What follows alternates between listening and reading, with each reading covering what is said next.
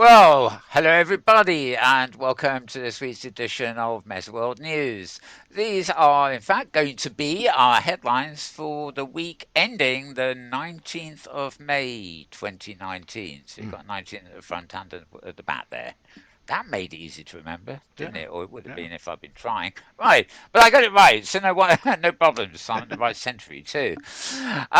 Yeah, this show is all about news from the human interfacing, computer interfacing technology, specifically VR. But we don't do anything, too intricate on that front. Just major haptic advances and things. Plus, where we can, we bring you some news from the social worlds, social virtual worlds online. Not so much the old worlds like There and Second Life, but Open Simulator, High Fidelity, Science Space, and various others. I say that, but it's more a case of we bring you the news when there is some news, and it's not always the case that there is any. Not that qualifies as news anyway. We do get a lot of sort of postings about events and stuff like that, but we'd be here all day if we did those, and also we'd be encouraging. Um, Regions to crash, won't we? If we Mm. encourage people to go to events and there's not enough room for them, or the organisers haven't allowed for more than 20 people, whoops! What do we do with those 500? Yes. Anyway, let's get serious here. That's new, isn't it? Mm. Right. Um, you can follow me on Twitter at twitter.com/malburns. That's MALBURNS, one word. In reality, of course, it's two words, but go figure. Mal space burns.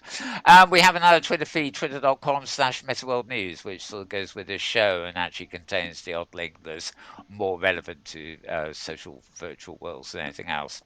Also in the studio here, I'm joined by James Atloud, who's busy tapping on that video switching device in front of him and the two screens beside him, and hopefully doing a lot of productive camera switching and stuff like that. So welcome, James. That's right. It's the future is button pushing, as we were always promised. Yes. I thought that was the past, and it's called bureaucracy. But never mind. No, no. Never mind. Yes, indeed. Buttons are good. Buttons are good. Definitely better than. Well, it's like clicks, isn't it? Clicks are good, but multiple clicks are not good. Buttons are good, but multiple buttons not so good. Mm. Something like that. I digress yet again. Right, plus I must get a little noise here that I can hit, which would be like a rabbit hole alert. It would go, Oh, it will make a sort of noise or something okay. I'll work to on warn that. me. Yeah, yeah, that will warn me that All right. I'm I'm going down somewhere. Right. I'll Okay. Now, put one a of the things. big red button on the console here, and then I can press Yes, that. is that exactly the mal alert? Yeah, Right. Right. right. Yes. Right, what was it? Yeah. Now, one of the things James, of course, is sharing with you is my screen, or at least the screens that work where I've got web pages up that I'm pointing links to. I'll be reading out the links to, so if you've got quick hearing and a shorthand notepad by you, you might better do it that way.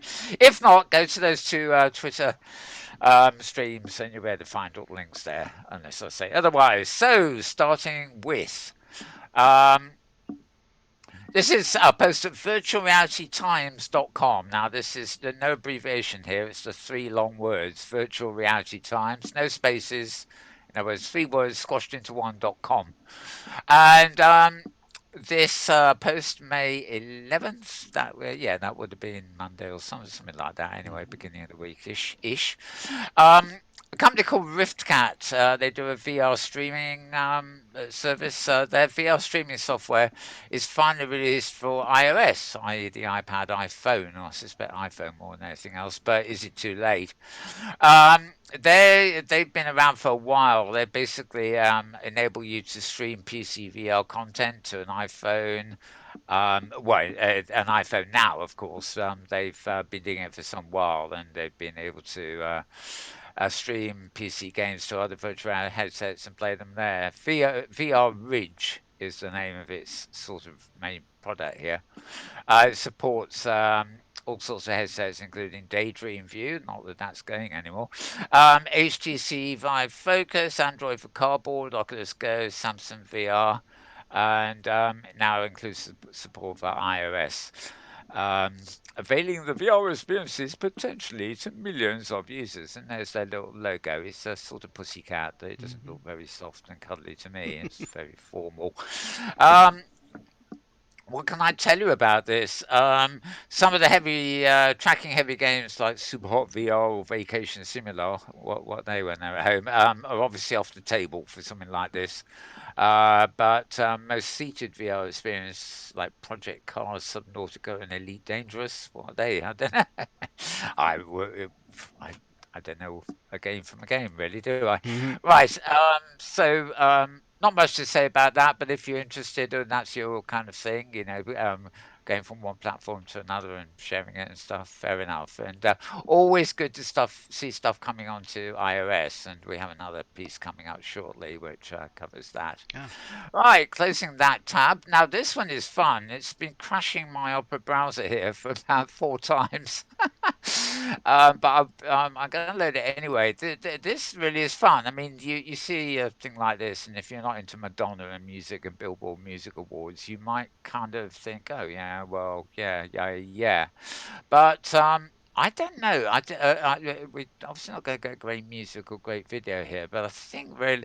Oh well, look, this is an animated GIF of part of the sequence, and basically Madonna is performing with this chap.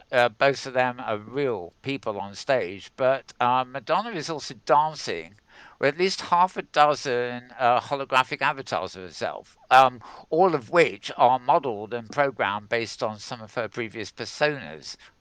And they all come in with this rather, well, if you've been in the virtual world, you know that avatars sort of arrive in some form or other. I quite like this. She's arriving at a sort of beam me down sparkle.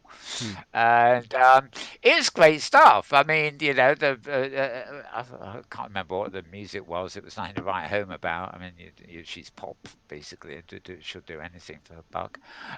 But she's great, actually.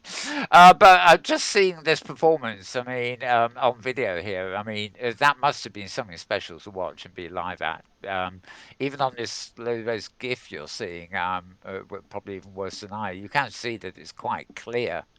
The black hair Madonna there, for example, looks has the same fidelity as the male singer who's real.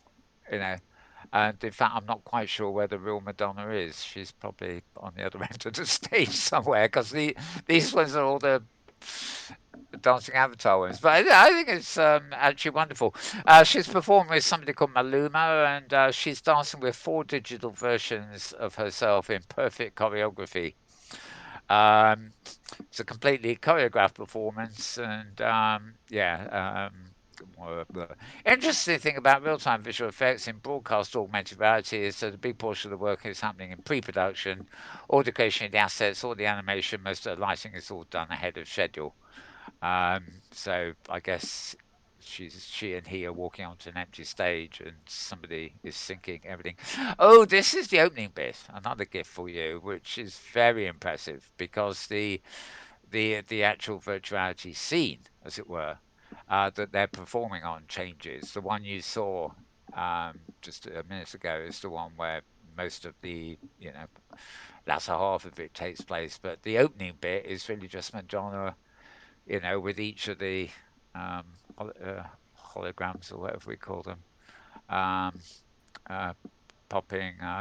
Anyway, but Madonna recorded her volumetric capture performances here in London, and the company in Canada produced the digital assets for the various AR weather effects. And a team called Sequin then used a tool called Brainstorm to ensure the live video feeds being fed into the Unreal Engine timed up perfectly with the various digital broadcast objects being layered over the top.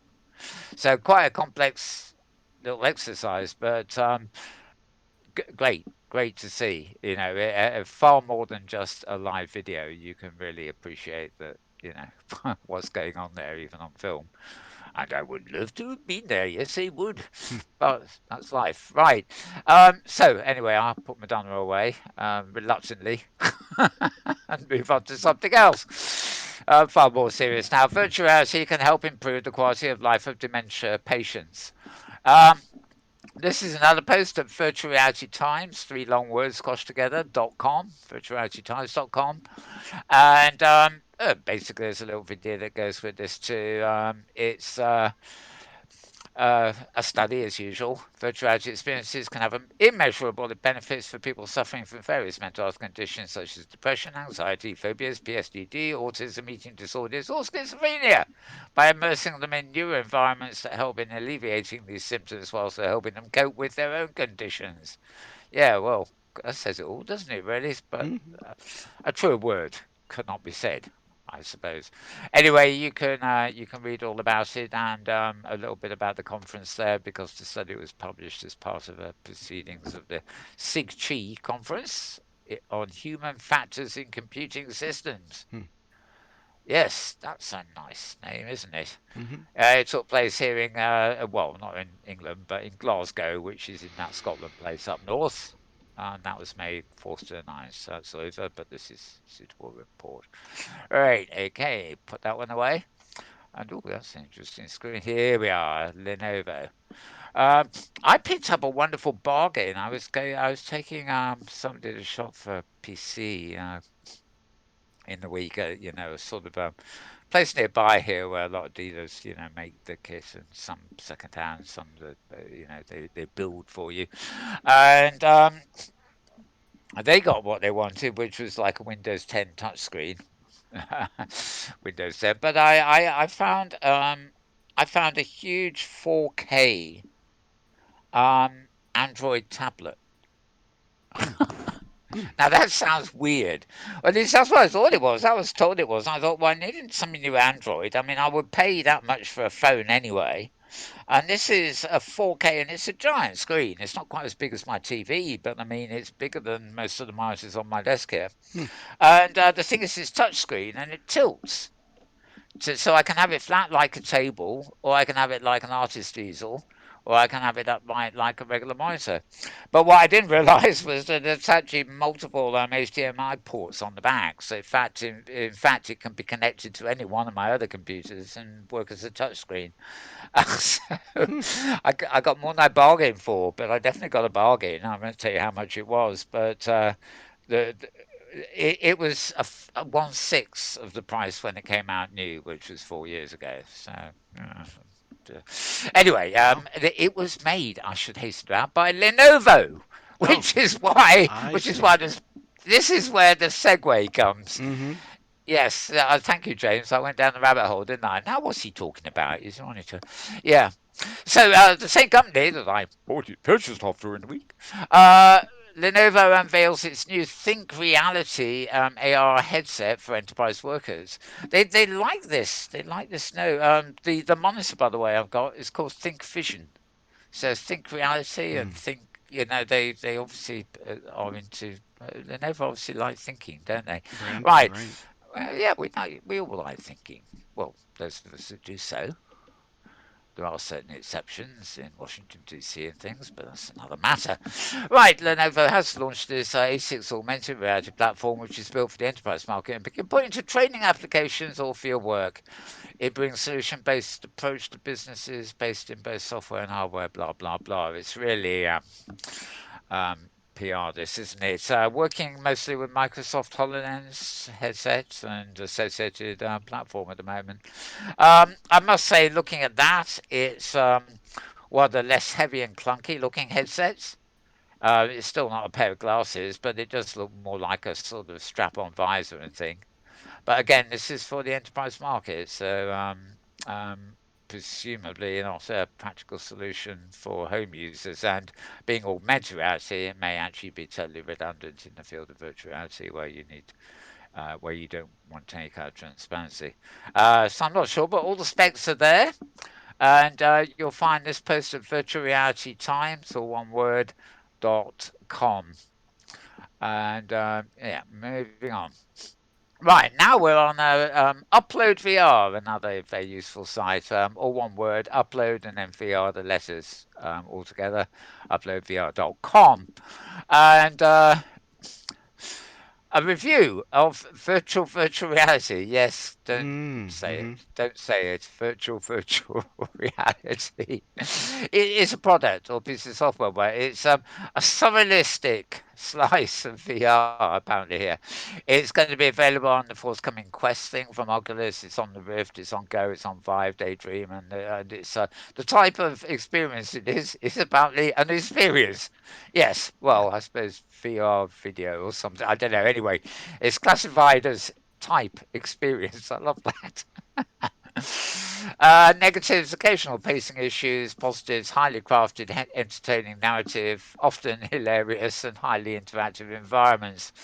And yeah, it sounds like they've got rather a good one on their hands there.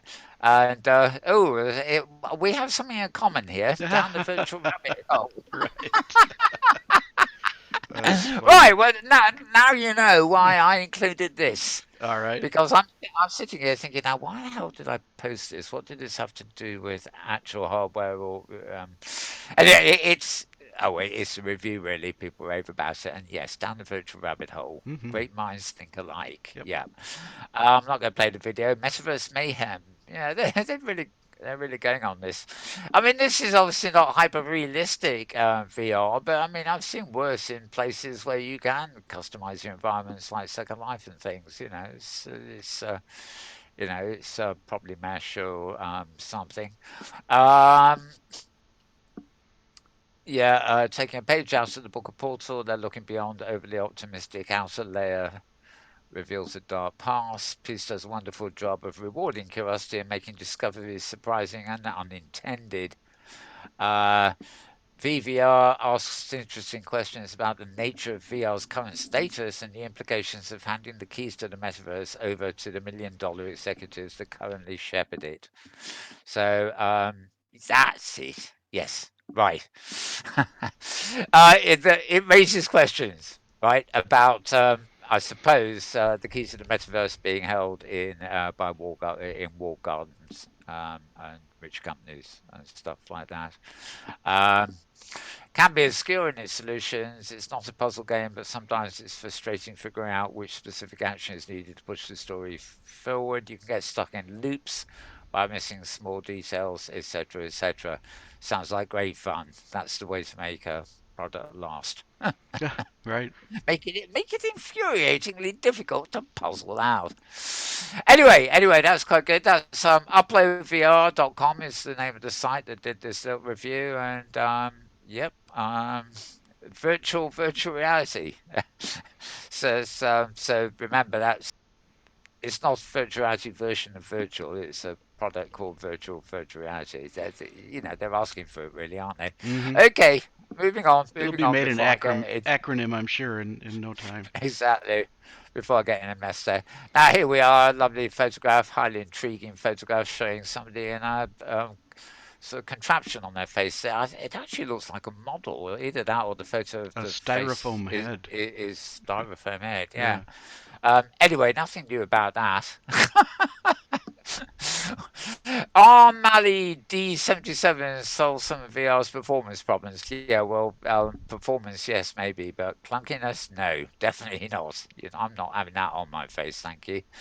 The hype for virtual reality has suddenly died down in the past couple of years into a combination of expensive hardware, so-so performance, and motion sickness, plus a lack of user content. Industry is stuck in a bit of chicken versus egg scenario where a lack of consumers deters investment in high-end content.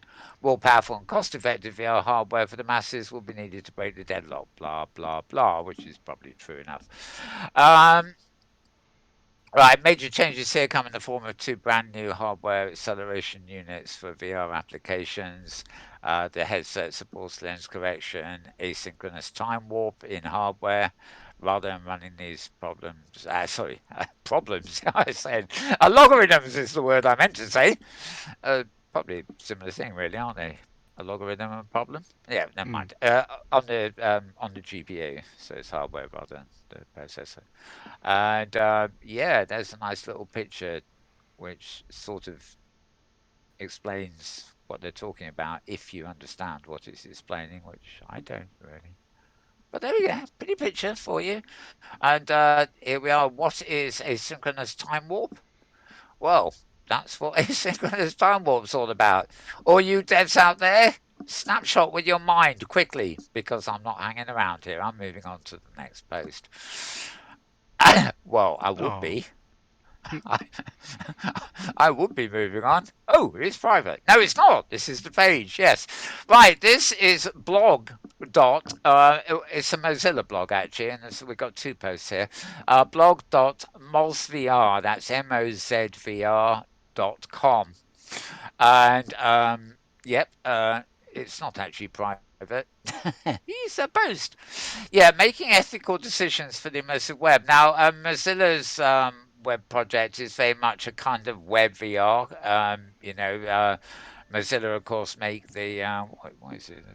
Firefox, isn't it? Browser and various. They go back a long way, and they have these things called Mozilla hubs that are basically 3D spaces on the web.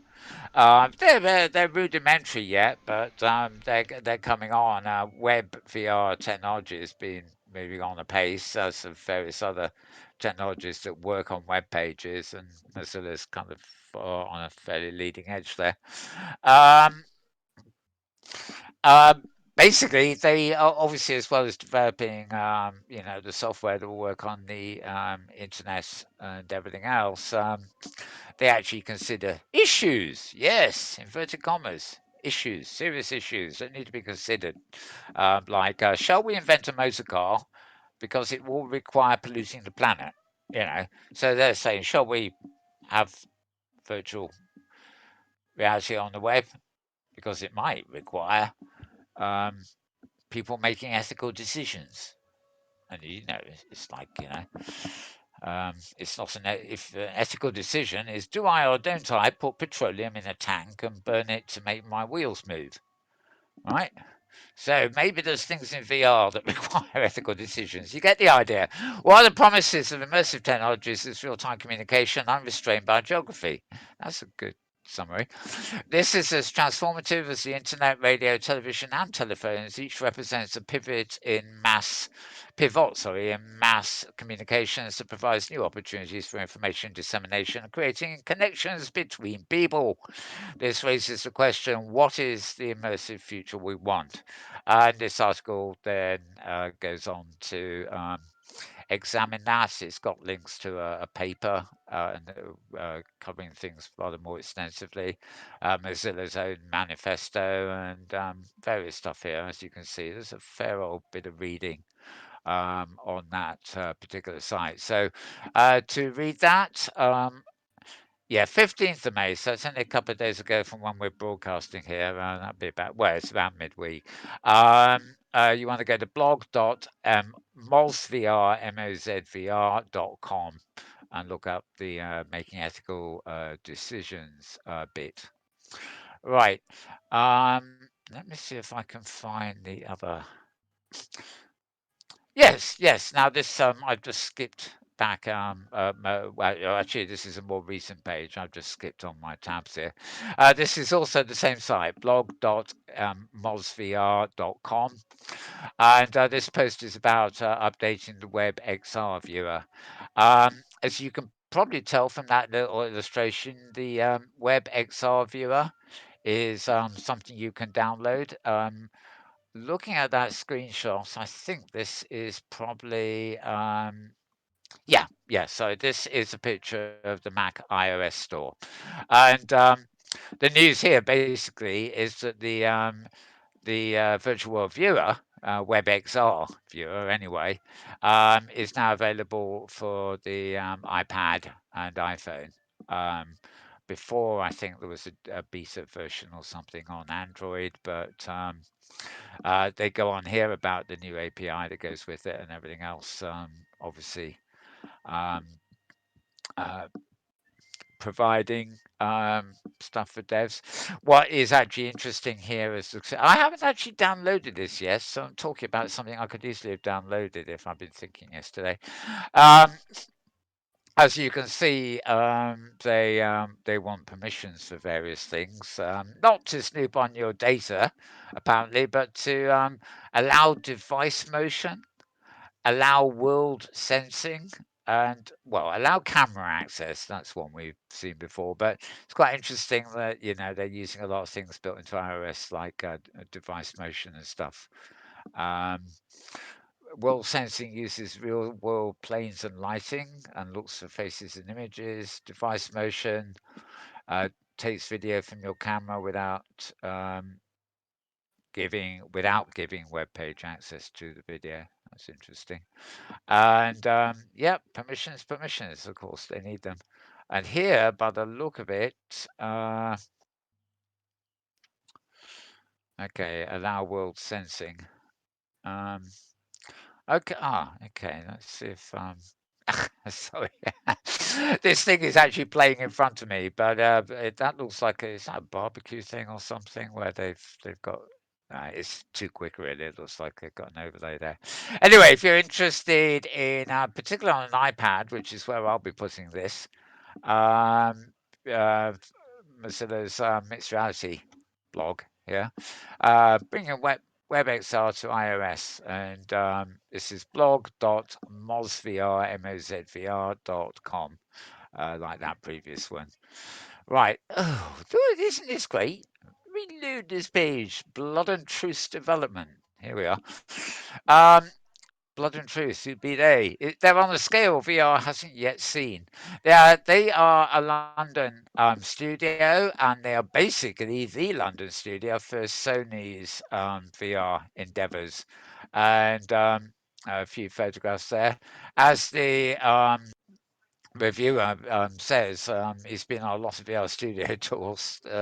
Most last about 5 minutes, and one open plan office with developers bob their heads up from the monitors and give a quick wave upon hearing their name. Cozy, friendly, and you might even get a cup of tea out of it. However, go to Sony's London studio on the other hand, and the tour lasts roughly 3 hours. It spans 3 floors of the team's central London offices, and that's not mentioning the extensive demo room and interview access provided by Sony Interactive Entertainment's European offices next door. Oh, and I could have had all the tea I dreamed so of if I so desired.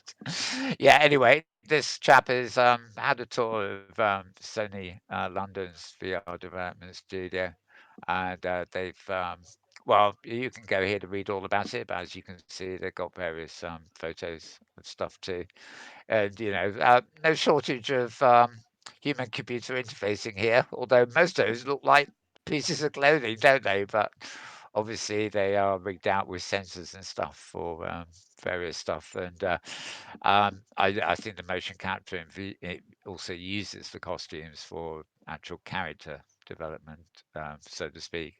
And uh, apparently, this is sort of multi-platform, but the vast majority of stuff is PSVR, which of course is PlayStation VR. Um, but when you have a product, it can often be ported elsewhere too. Um, Nice little kit these guys are working with, isn't it? It's always good to see people that make you think, shit, I wish I was there and not Yeah. here. Right. Yeah, he's got the kit I haven't got in front of me.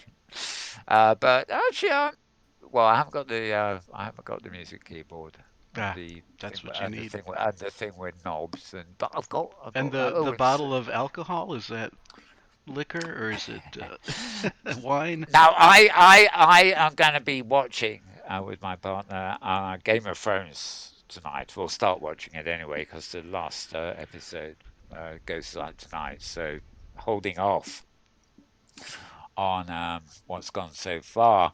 But what I haven't been able to avoid is, and I posted these on Facebook, at least 2 articles during the week about the bloody thing. Now, obviously, the media is so full of Game of Thrones. The first article contains all the goofs, like, modern day coffee cups and things lying around the set, which apparently they urgently took before they started streaming it. They took it off the stream and then did a quick editing job to remove. But the most interesting one was one I read yesterday. Apparently, after 7 series, they've handed over the final series to some Hollywood showrunners. who've just changed. Apparently, there's a petition site demanding that the final series be refilmed by the people who did the first seven series, because apparently they've moved from sociological type um, narrative to psychological narrative, which is really standby fare for Hollywood. And they're completely, apart from the events that apparently have, it's like shock for shock's sake. Everybody feels the plot has been spoiled and that George R. R. Martin didn't have much to do with it because he hasn't finished the books themselves yet. Um, and that would really be a shame because it has been a pretty much a landmark series, but it does sound like I will watch it anyway tonight or the next couple of nights, but it does sound they've made a bit of a goof there. And what made me think about that? I It was was gonna something to ask. do. Right. It was something. Yeah, the rabbit hole, of course. Right. Um, it The was the actually kit something. in the image there. Oh no, actually, it was your mention of the alcohol bottle, and I suddenly thought of Oh, the Game of the Thrones, the Starbucks Game of cup. Thrones, yes, the Game of Thrones coffee cup. So it is uh, no doubt the regular listeners, viewers can probably tell that this one that I'm increasingly prone to losing myself on this show. Give it another year, and you'll probably be sending me to a lunatic oh asylum no for no. talking about nonsense. anyway, anyway, that is Funny. funny. Let's get back to the serious stuff. Popping out of the rabbit hole briefly, we're on a web page and it's at a site called uploadvr.com. And it's all about Sony's London studios and all the stuff. Lots of interesting stuff going on here. Gambling, shoot 'em ups, um, avatars, you name it. It's happening there. So read all about it at uploadvr.com. Right, Hamlet Hall, long time blogger used to be embedded with Linden Lab, talking about Second Life, and these days he's much more, he's a bit of Second Life, but focused on the open metaverse. But he's back at home this week because he did yet another interview with Philip Rosedale. They're talking about the future of VR, metaverse, building virtual world. Um, it's an interesting interview, very different from the one we mentioned last week. It's audio only at SoundCloud. It's only 24 minutes long, this. Um, they obviously cover high fidelity and the changes that happen there, but more they do spend a bit of time reminiscing about early Second Life when the author was an embedded journalist there. And then they talk about Philip's mission to build a massive virtual world with high fidelity and headsets, and how the slow adoption of headsets has forced them to change direction a little bit. Then they talk about products like Zoom, which is really uh, well, it's no more a virtual world than Skype is really, Right. or a virtual world meets Slack. Yeah, he's a heavy promoter of Slack by the sound of it too, which I am as well. Um, yeah, so it's a nice sort of, it's just a nice general kind of recent talk. And it's nice because actually rather like the other one, which I think we had last week, a much longer podcast. It's Philip actually talking with somebody he knows, so they can easily Mm-hmm. lapse into a bit of reminiscing and stuff like that. Quite interesting. Right, so you'll find that at nwn.blogs.com. NWN standing for New World Notes. And another social VR post here, although it's actually on the main Twitter feed, not the other one. This is about Rec Room. Now, that is Rec Room in front of you there. Very stylized, not as realistic as High Fidelity, and certainly not as captivating as Second Life Open Sim for that matter. But all these things are different. Rec Room is going to be on Oculus Quest, and apparently it's exceeding expectations for standalone social VR. Well, they say that's about VR chat and all sorts of things that look like this. And, I have to say, I like the embodiment side of it. I like to be in an avatar that I feel is pretty close to being human and also allows me to do things in a creative sort of way. But having a thing like this, apparently with no legs, it seems they obviously drink too much alcohol at Rec Room because they're all legless. Ha ha ha ha. That's meant to be funny, aren't you laughing, James? God, Mm-hmm. my wit is lost. Uh, Right. laughing inside. Okay, fair enough. Right. Oculus Quest, of course, is the new standalone headset coming from Oculus. So Rec Room is on there. I don't think. Yeah, actually, that's true. I don't. I'm pretty sure Rec Room is not available on Oculus Go, or I would have at some point discovered it, not to actually pick up the Oculus Go very often.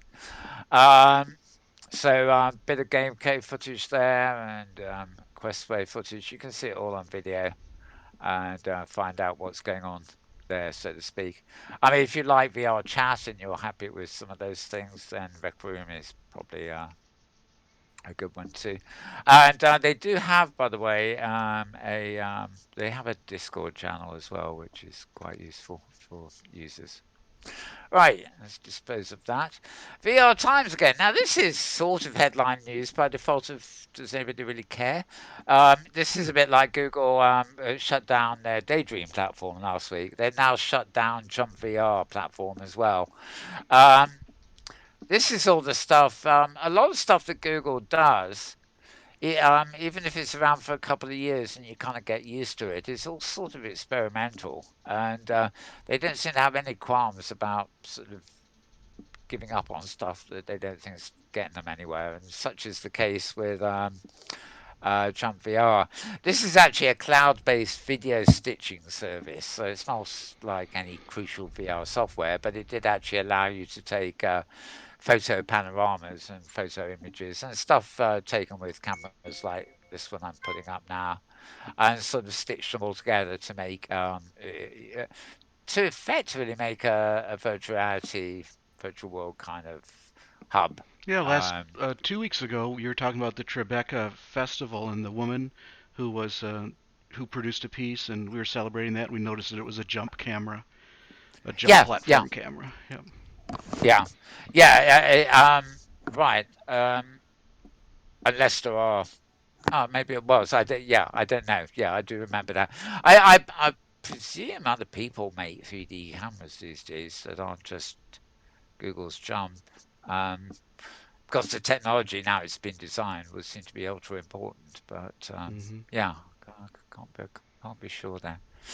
Anyway, yeah, it was launched in 2015 to help simplify the process of creating 360 degree 3D videos. And let's see, 50, 16, 17, 18. Well, it's lasted 4 years, so And I think many of that's pretty good for a beta. the cameras replacing those often just have two lenses, a front and a back, and then it's stitched internally with hardware, with embedded Yeah, software in the hardware, so the stitching service wouldn't be necessary. true. I would have thought that that camera array would still be very useful there because obviously, if you're moving around and you've got a fast enough capture and you move the camera so that it picks up 360 degrees, then you can collect enough information to stitch a panorama. Just like my iPhone takes about 20 shots of the same scene to supposedly get the perfect still image, you know, which annoys me to hell because I press the thing and then it keeps whirring away. But it's not like a normal camera in any manner of means.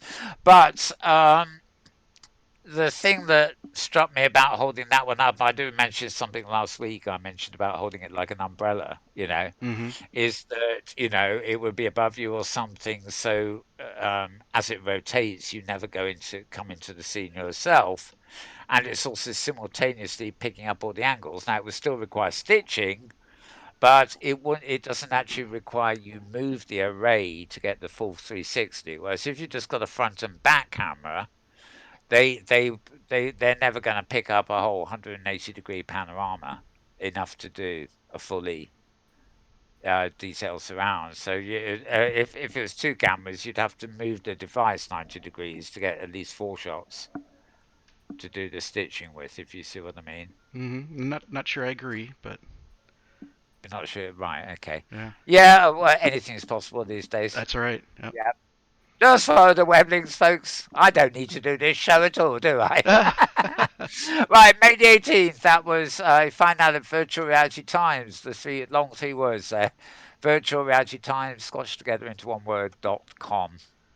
And I have now got to. Right, that is actually all there is in that Oh no. department. But Okay. what I haven't loaded is a few links this week from the Metaworld feed. So let's get them up while we're at it. Okay. Oh dear, we got the zoomery problem here. My browser here remembers my zoom settings from previously, which don't always agree with your view. Right, there we go. Mm-hmm. Road2VR.com, right?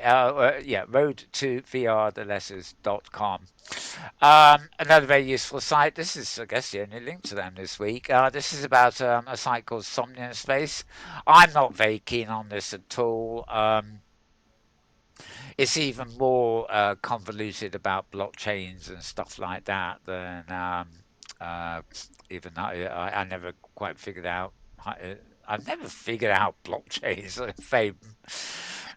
Um, really. And of course, that was important with high fidelity at one point. Um, anyway, this Somnium Space is supposed to be a social VR platform. They've successfully completed a 1 million US dollar seed round of funding, and to help them further strengthen the development of a huge scale, persistent, open, and social reality world.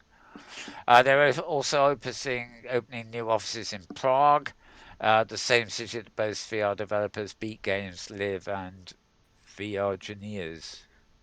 I thought I said Virgineers for a minute. Oh. Right. Before the current round of funding, they had raised 200,000 US dollars by selling virtual land via two successful crowdfunding campaigns. Studio says that hundreds of landowners are getting ready to reserve parcels across Somnium World. Now, I think this is one of the things that's really put me off. It may be using blockchain behind the scenes and stuff like that, but I, um, you have virtual good, you've very got to look at something older like Second Life and whatever to figure. Well, you've got marketplaces for virtual goods, you've got rental systems, you've got so-called land ownership, though in fact land ownership is actually rental, it's just renting server space as opposed to renting from another a sub-server space. Um, the the cost of entry here just seems to be too high to be workable as a social VR platform. I think they want everybody to pay up to be a landowner. They want you to do it, I think, with blockchain style finance and stuff. I may have got this wrong, but every time I read about this thing, I think, oh, good, nah, this is not for me. Um, they want the ability to create a functioning economy within virtual reality world that is a dream and an internal goal we have made at Somnium. Blah blah blah. Mm. Now, the Somnium Space, as it's called, is available for free via Steam. So obviously there's something you can do for free, and it supports Steam VR headsets such as Oculus Rift, HTC Vive, and Windows VR headsets. Um, oh yes, and my other bone to pick, of course. While the platform is decidedly lacking in graphical detail, well, which I think is half of it. If you want to get people immersed, you do need to something visually exciting to immerse them in, really. The studio plans on releasing what they'll call a completely new version to the general public very soon, with higher fidelity graphics. It's not the fidelity of the graphics; it's whatever the graphics are that's more important. I mean, Mm. a wireframe is a wireframe, whether it's high res or low res. More refined interaction and an avatar system, building capabilities for the large persistent map, in-game store, and many more features coming in the summer. So I think they're trying to tie in a few new features with the. I think Oculus Quest is now on sale. end of May, I think was the date it was going on sale. So it's possibly, but basically the launch of Oculus Quest is obviously a good way of um, some of these platforms, relaunching themselves, so to Right, speak, with right. a brand new coat of paint or polish or whatever you want to call it. So you'll find that post at road2vr.com. Right, I'm loading these live here. So where are we? Right now, another post at blog mozvr.com, Mozilla's mixed reality blog. They've got another one here. This is called Spoke. Now on the web. Yes, you spoke and it happened. Yes. Oh, well, I don't know Oh, what that. okay. What, Hmm. that's bad. I don't even know what I'm going on about. Right, Spoke is actually an editor that lets you create the 3D scenes for use in Mozilla hubs on the web, and it's now available as a fully featured web app. It was put into beta last October, and it was designed to make the process of creating social VR spaces easier for everyone. Mozilla believes in the power of the web, and it was a natural decision for us to make Spoke more widely available by making the editor entirely available online with no downloads required. So basically, you go to Mozilla Hubs, and this is a picture from Spoke. And as you can see, you've got very rudimentary sort of wireframe with a bit of detail stuff there. And then you've got, various things that, as far as I can tell, you just drag and drop into position and then sort of customize the world you're making. As these things go, actually a lot more extensive than some of those rudimentary virtual worlds. What was the one we were looking at a minute ago? Forgotten already. But Somnia? no, VR chat Oh, and okay.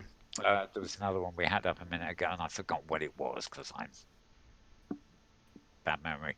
Right. This is designed to everyone can feel empowered to create custom spaces regardless of whether or not they have any experience building 3D environment. It makes it as simple as possible to find, add, and remix what's already out there under Creative Commons license.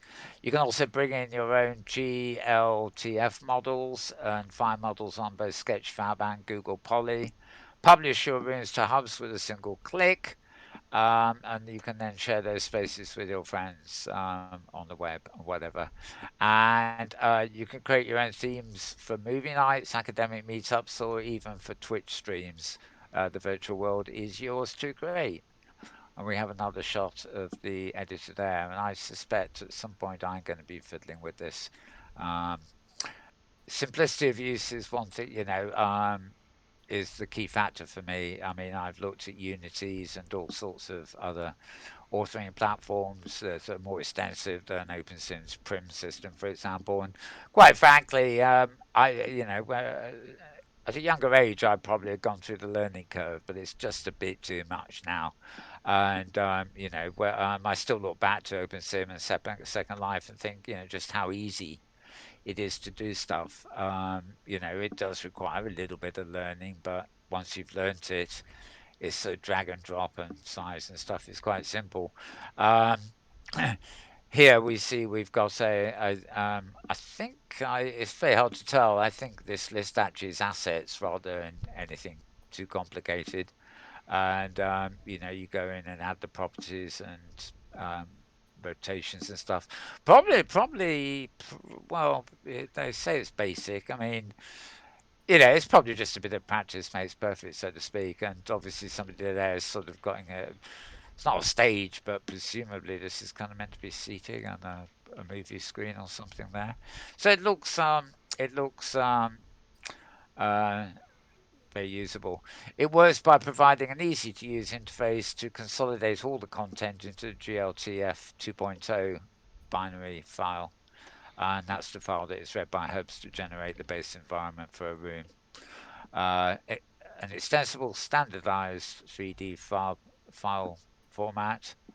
It also makes it possible to export the scenes that you make into other 3D applications or programs. So I suppose technically you could create something as a web hub here, using these tools and then export the whole environment into somewhere like OpenSim or High Fidelity or SciSpace or whatever. So sounds interesting. Oh yes, and I know because I have these. I already have this in my Discord. They have a community Discord server as well. So if you are interested in all this, you can get on a Discord server where everybody's chatting about what they're doing and stuff like that. So yeah, very interesting to see that. Far more interested to see that than all the commercial, you know, metaverse, so-called metaverse platforms are sort of competing with each other. This Mozilla are very focused on standards and usability. So, okay, we're back on Somnus, but oh yeah, okay, I forgot I'm loading stuff here, aren't I? Right. Okay, I think this is much the same thing. This is Hamlet Hall's blog, nwn.blogs.com, New World Notes, and yes, it is. Hamlet's also got a post on the same software, which you can see here. So slightly different shots, but um, yeah, probably raw rudimentary news item there, really, compared with what went before a minute ago. Right. Okay, two more by the look of it. Oh no, this is not. This is this is also a repeat of the one we had earlier. It's in both my feeds. It's the chat with Philip Rosedale, and yeah, this is the final one in the Metaworld um, news feed here. Um, I'm not really very familiar with this chat, but basically, this is a post at vrscout.com, and it really strictly fits in the virtual world thing. Yeah, a chap called Christian Long, who's been very busy in the VR world, as it were, passed away recently, and the VR community is hosting a virtual memorial um, honouring the popular industry advocate. And I took a look at this and I thought, oh, that's SciSpace, isn't it? But it's not. It's the platform they're using here is Engage VR. Um, and that's where the memorial took place. So it was fitting, I thought, that this went in the Mental World News category, so to speak. And yeah, he'd passed away on May the 2nd. Um, and he was actually a teacher at Langley College here in London, an incredible resource of AR and VR information, working tirelessly to advocate for VR and AR tech in the learning environment. Sadly, no longer is with us, but his work and stuff lives on. And yeah, quite a few bits and pieces there. Uh, I'm actually this happened when I opened this the other day. I mean, obviously it's an obituary and whatever, but I have to say I'm quite impressed by Engage VR, this platform that the memorial was held on. It really does look rather attractive um, there. Anyway, that is that, and that really was my last piece, as it were. So Oh, okay. we can close and just have a pretty psychedelic sort of thingy. What's this on screen? If you have to show the screen, change your thoughts No, on that all that. that could have some music too. Well, I Yeah. didn't mean to be rude about the 360 cameras, but Oh, yeah, I just think yeah, that these there's such inexpensive portable 360-degree cameras using the two yeah. lenses, and so I suspect something's got to be happening that's simplifying those in for the professional area too. Yeah, I mean, good point. I mean, I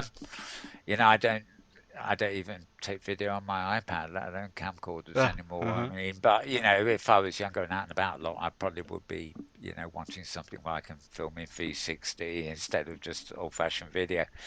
Um, I kind of agree on one thing. I mean, if I had my iPad or something, I could hold it up and I had enough cameras to capture the detail. I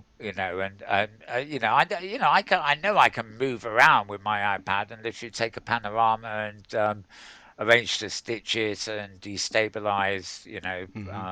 shaky bits of the image and stuff like that. So I know I can get a 360 view of anywhere I am and have it stitched together so that I can view it in 360. That is not actually the problem because I'm just holding up the thing and doing it. What I am actually thinking more in the professional sense is, is actually making the VR where you don't want to be holding something that's handheld. Well, holding handheld it goes without saying. If you've got a pole with um, one of those cameras on it, right, Hmm. and you have actors and performances happening all around you, and it's all being filmed simultaneously, right? Hmm. Those those video segments can be stitched together to not so much like a photographic VR panorama, but a panorama of video clips that's also seamlessly stitched. Hmm. And that static camera on the pole the director can get things happening in all sorts of positions at once. Whereas somebody standing, moving around in a circle with a camera to try and recapture that same thing, I don't think um, I don't, for the actual purpose of, say, making a film that way, I don't think that would really be good enough because the person turning the camera to get the 360 view, video or still image, it doesn't really matter, is only ever facing the way they're facing at a certain point in time. And although they can be adequately stitched, it's more like photography that's frozen in a moment, depending on which way you're facing. Whereas that rig, if it was on a pole, would actually have every single point in time being recorded. Whether it was used in the edit is another matter entirely. Um, but I don't know, the fidelity of having real time camera capture with enough angles that you don't have to move the camera. There's enough static cameras to capture what you would normally get with movement. To me, I don't know. I could see. I think I'd be if I was making film. I think I'd be more confident with that thing on the pole than with any number of handheld cameras to get the effect you want. Imagine you making a movie with a huge battle scene, which you want to see at every, thousands of extras, and you want to be able to view it at every single angle. I mean, you can obviously make it by filming one angle, then another, going into the edit room, mixing it all up, and soundtrack, make it exciting.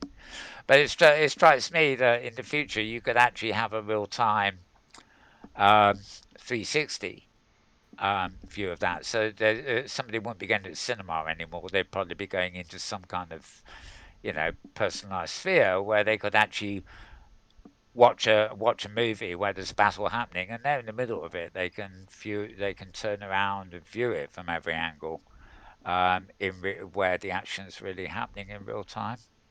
Bit hard to explain actually, but I just see that. I'm sure it's not just Google's gadget there that is available. I'm sure I've seen other places with very similar camera systems. It's just a matter of having enough cameras to capture full fidelity of all the angles. And it may, what you were saying about two cameras, I just sort of disagree with, but it may be possible to do it with as little as four. Because if you have a viewfinder on each camera that gets more than 90 degrees, then that will probably be enough for stitching. Yep. Rabbit hole again, eh? Yeah. That's Yeah. that's about all I had. Well, Other you than say you yeah. say 2 words and you get a 2 hour monologue from me. Dear, sorry about that. Yeah, it's always good to let our viewers know our opinions a little bit. Yep. Yeah. Okay, well, I think that's it for this week, folks. Somehow our 20-minute news break has taken on an hour Taking an anyway. Was hour. it Yep. as it usually does, but we've done it without crashing and everything else. So very good. Yay. Hope you enjoyed all the news and everything else. So we will see you same time, same place next week, which is basically Sunday at Second Life. Sorry, Pacific Open Sim Pacific Open Sim time is. I've forgotten what it is. It's 11 a.m. That's right. When we're live on YouTube as well, but you can always California time. Yes, you can play. You can play it at your heart's content afterwards because we Yeah. don't normally have too many people when we're live. Sometimes we do. In fact, we should be looking out for comments too, but Nope. probably No nobody did. comments. Nope. No comments this week. Okay, so yes, we will be back again with something or other next week too. So my thanks to James out loud here Hmm. for all the extra work behind the scenes, and well, it's goodbye from him. And it's goodbye from him. Indeed, it's goodbye for both of us. So have a good week, everybody, and we'll see you later.